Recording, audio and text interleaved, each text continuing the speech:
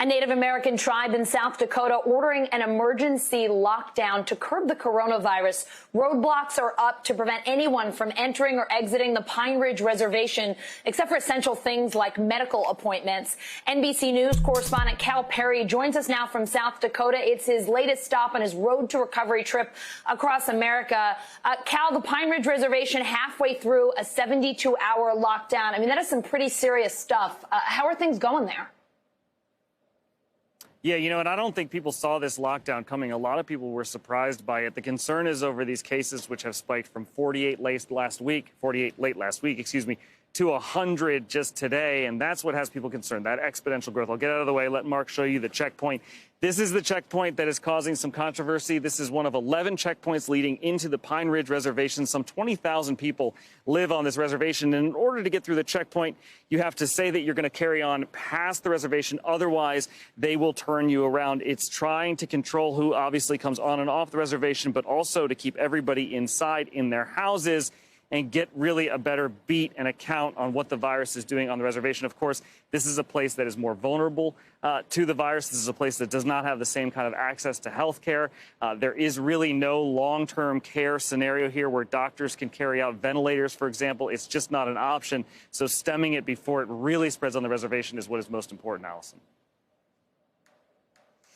Cal, what is the governor of South Dakota saying about this lockdown?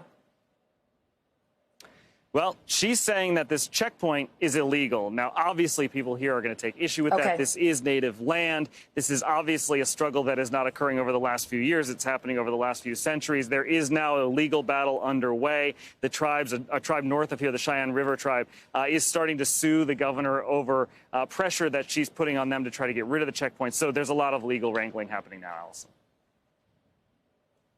Cal, I know you spoke to some people on the reservation. What are they telling you about the situation they're in, what testing is like, the concerns that they have, and what are you hearing? Testing on this reservation, I have to say, has been pretty robust. They've tested nearly 3,000 people, which is pretty impressive. They're doing frontline workers today. We have some pictures, actually, of some of what is taking place on the reservation. Getting food, getting basic supplies to especially elderly members of the community is proving very, very difficult. It's something that is very important to people here.